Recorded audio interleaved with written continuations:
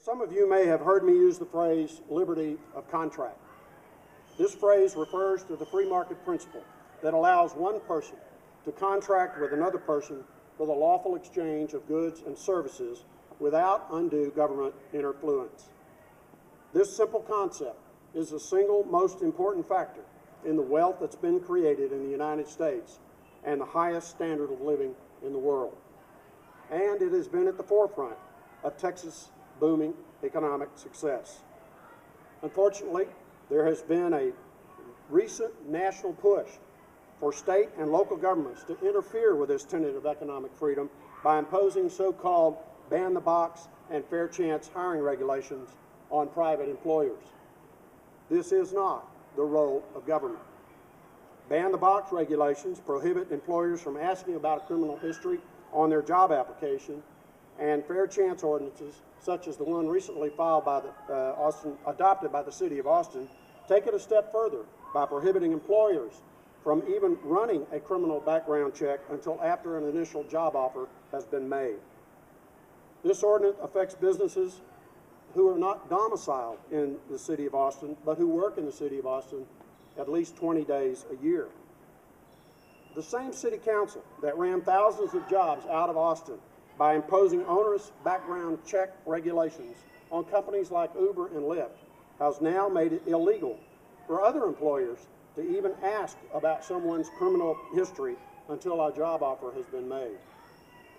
When a local government oversteps its bound in such a profound way, no matter how laudable the goal, there will be drastic and unintended consequences. Some of the people standing behind me have been leading the way in promoting sound reentry policies to reduce recidivism in this state, and I have supported such efforts. As experts in this field, they know that fair chance ordinances do nothing to promote reentry and in fact can harm the very people they are supposed to be helping. The Vice President of Goodwill Central Texas is on record saying that this ordinance will be devastating for job applicants who will complete a long hiring process only to be turned down after a conditional offer of employment when criminal history is discovered. A recent and very detailed study by the University of Michigan Law School concluded that these policies harm minorities seeking employment who have no criminal history. This morning I filed House Bill 577 to make ban-the-box and fair chance hiring ordinances illegal in the state of Texas. I know some will ask, why is the state getting involved in local issues? The answer is simple. Local control is about protecting individual liberties, not to dismantle them. The state is compelled to involve itself when local governments do one of four things with their ordinances. First, if it restricts the rights and liberties of its citizens, including private property rights, if it affects people who are outside of that local government, if it negatively impacts the state health, the Texas economy, and four, if it creates a variation of ordinances across the state.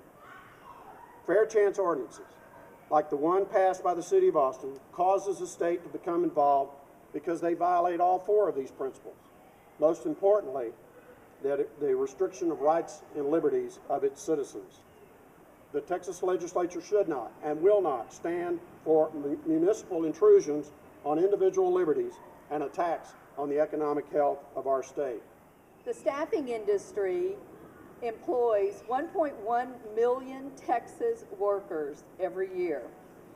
They earn an average salary of $38,801 and are represented by 3,156 offices in Texas. Most of these firms are a wonderful conduit for ex-offenders. We do, however, need to know what their offense is so we know how to place them. It's to their benefit to disclose this information. Hiring employees is an expensive process. It costs over $4,000 to hire an entry-level employee, over $5,000 to hire a manufacturing employee. These costs multiply exponentially when you consider that you can't consider their background or criminal history until after you make an offer. Small businesses then are forced to start over, increasing their cost per hire. All businesses already comply with federal mandates regarding hiring and criminal history reporting. You should know that businesses use what's called the green factors to determine the relativity of criminal history and the job at hand. Applicants appreciate knowing up front what their status is. I can tell you this because after Austin implemented their ordinance, I received a call from someone who had seen me fighting this cause and said he had gone through a 3-week process interviewing, only to find out at the end of 3 weeks that he was not qualified based on his particular criminal history and some intricate details of that job. He was devastated and shared with me that he had much rather the company known up front so he could have continued looking for a job instead of stopping once he got the second interview. My business operates multiple locations in a condensed area. So if each one of those areas adopted a slightly different ordinance, you might find it impossible for businesses like mine or any multi-location business to comply. Imagine in Austin if you had a location in Round Rock, Cedar Park, Pflugerville, Bastrop, and they all adopted a slightly different ordinance. Your cost to recruit and hire and record keeping would be impossible. I would like to tell you that what the City of Austin ordinance did is created a protected class for ex-offenders. Keep that in mind. They made ex-offending a protected class for employment purposes. I commend Representative Workman. He uses a common sense approach to this problem, allows government to still set these parameters for companies who want to do business with those local entities.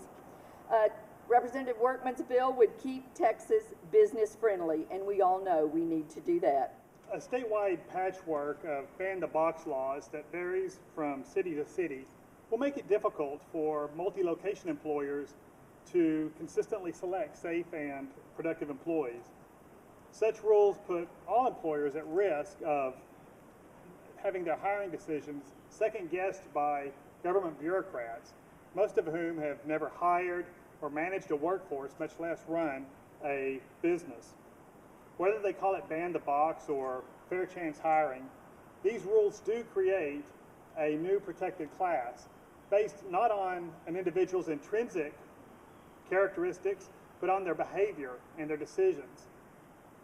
As a human resources professional, a small business owner, and a Texas taxpayer, I recognize and agree that there is an important need to help former offenders reintegrate in society. In fact, my clients all over the state and the country consistently, every day, hire former offenders. They are the true second chance employers. And more can be done to help businesses understand how to safely hire former offenders and to help former offenders understand how to present themselves to prospective employers. But restricting or delaying an employer's ability to fairly evaluate the entire applicant won't help former offenders find work. It simply increases the cost of hiring and the time it takes to hire, and inserts the government into the business's hiring decisions.